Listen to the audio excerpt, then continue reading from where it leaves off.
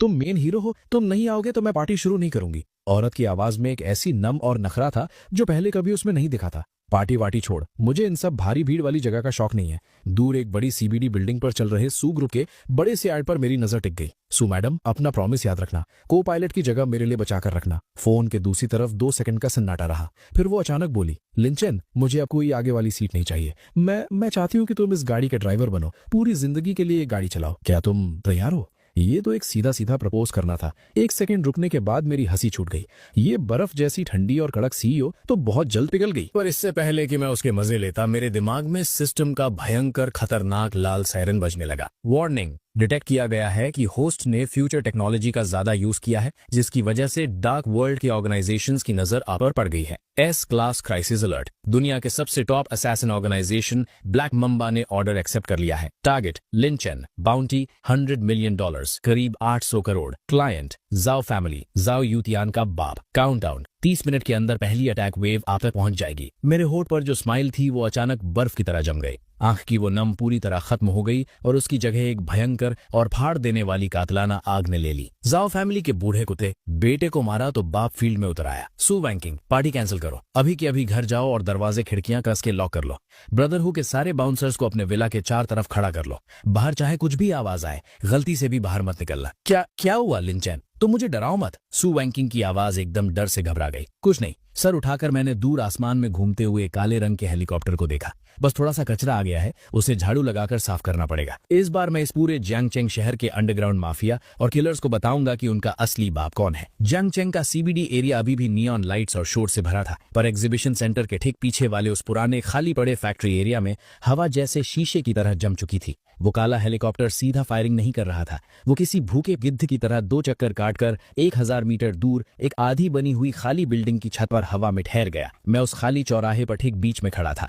मेरी उंगलियों के बीच दबी सिगरेट अब पूरी तरह जल चुकी थी। बाहर आओ। बचे हुए सिगरेट के टुकड़े को हवा में दूर उछालते हुए मेरी आवाज गूंजी। दुनिया के सबसे टॉप कातिल होने का टैग लगा है और नाली के चूरमों की तरह अंधेरे में छुप रहे हो। चारों तरफ मौत जैसा सन्नाटा छाया हुआ था। अचानक स्विश, हवा को चीरने की एक बहुत ही बारीक आवाज आई, जैसे मौत का फरिश्ता आपके कान में सांस ले रहा हो। अगर कोई आम इंसान होता तो अब तक वो स्पेशल आर्मर पियर्सिंग बुलेट उसके सर के चिथड़े उड़ा चुकी होती और उसे पता भी ना चलता। पर मैं कोई आम इंसान नहीं था। मेरी गोल्डन आईज के हाई स्पीड विजन में वो गोली जो साउंड की स्पीड से 3 गुना तेज आती है और अपने पीछे एक हीट की लकीर छोड़ रही थी, वो मुझे इस वक्त किसी रेंगती हुई स्नेल की तरह स्लो दिख रही थी। मैंने अपने पैर अपनी जगह से हिलाए तक नहीं, बस हल्का सा अपना सर साइड में किया, इतना हल्का कि किसी को मूवमेंट पता भी ना चले। पफ! गोली मेरे बाल के टिप्स को छूती हुई निकली और सीधा मेरे ठीक पीछे वाले सीमेंट के पिलर में जा घुसी। वहां ईंट में एक बोल के साइज का गड्ढा बन गया। सिर्फ इतनी सी औकात है। सर उठाकर मेरी नजर ठीक 500 मीटर दूर एक बड़े से एड बोर्ड के पीछे छुपे हुए उस स्नाइपर की आंख में गड़ गई। ब्लैक माम्बा, कचरा है पूरा। 500 मीटर दूर उस आधी बनी हुई बिल्डिंग की छत पर पॉइजन फैंग नाम का स्नाइपर अपने नाइट विजन स्कोप से ये सब देख रहा था। उस आदमी ने अपनी जगह से हिले बिना मेरी गोली डॉज कर ली और अब मेरी तरफ अपनी मिडिल फिंगर दिखा रहा है।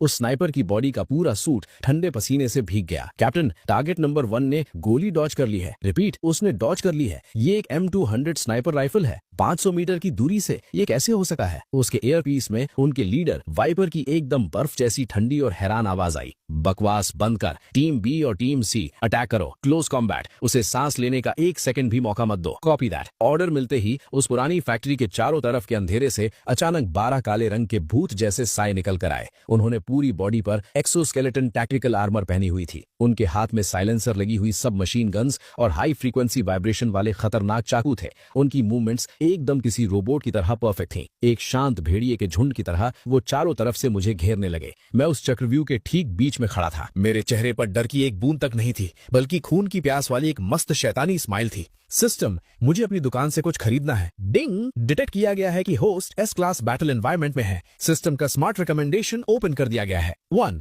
Absolute defence shield, 1 time use, price 50 million, nuclear bomb छोड़कर सब कुछ रोक लेगा, duration 10 minutes. 2 terminator T800 experience card, 1 hour, price 100 million. 3 ancient martial arts, Bajiquan grand master, permanent, price 200 million. 4 telekinesis mind control beginner price 500 million. उन rates को देखते ही मेरे होठों पर एक भयंकर और खतरनाक मुस्कान आ गई।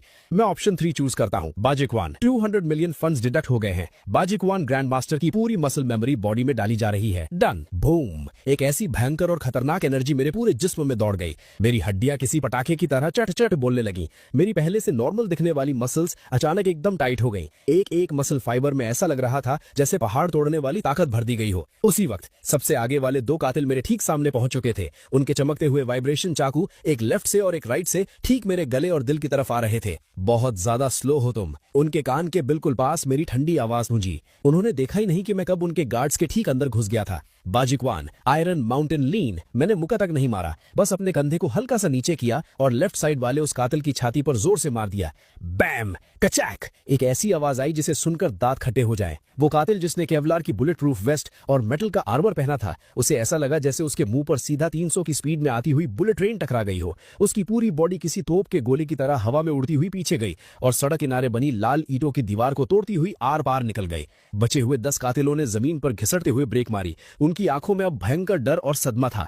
फायर, उस पर फायर करो, उसे पास आने मत दो। कैप्टन वाइपर ईयरपीस में पागलों की तरह चिल्ला रहा था। धड़ धड़ धड़ धड़ बहुत सारी गन से आग निकलने लगी। एक भयंकर बारिश की तरह गोलियां मुझ पर आने लगी, पर मैं अपनी जगह से हट चुका था।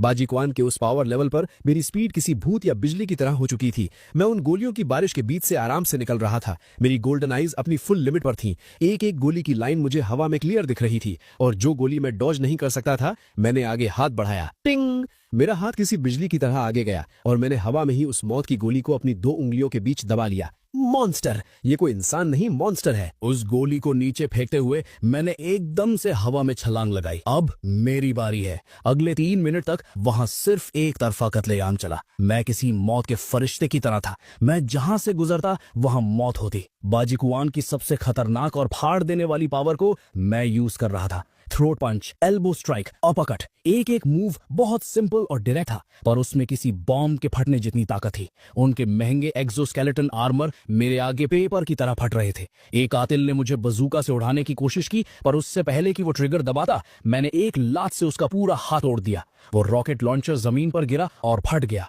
जिससे वो कातिल खुद ही अपने हथियार से हवा में उड़ गया। जब सबसे आखिरी कातिल को मैंने लात मारकर दूर फेंका, तब वो पूरा इंडस्ट्रियल एरिया वापस एकदम शांत हो गया। मैं उस मौत के मैदान के ठीक बीच में खड़ा था। मेरे अरमानी के सूट पर खून की एक बूंद तक नहीं थी। सिर्फ मेरी उन गहरी आंखों में वो जलने वाली गोल्डन चमक थी जो अभी तक शांत नहीं हुई थी। सिर उठाकर मेरी नजरें दूर आधी बनी हुई उस बिल्डिंग की छत की तरफ गई। वहां अभी भी एक आखिरी बड़ी मछली बाकी थी। बिल्डिंग की छत पर वाइपर के हाथ बुरी तरह कांप रहे थे। उसने 20 साल तक मर्सनरी का काम किया था। अफ्रीका में वॉरलॉर्ड्स को मारा था, मिडिल ईस्ट में ऑयल फील्ड्स उड़ाए थे। दुनिया के कैसे कैसे खतरनाक लोग उसने देखे थे, पर 3 मिनट के अंदर खाली हाथ एक पूरी एलीट और आर्मर टीम को जिंदा गाड़ देने वाला इंसान। उसने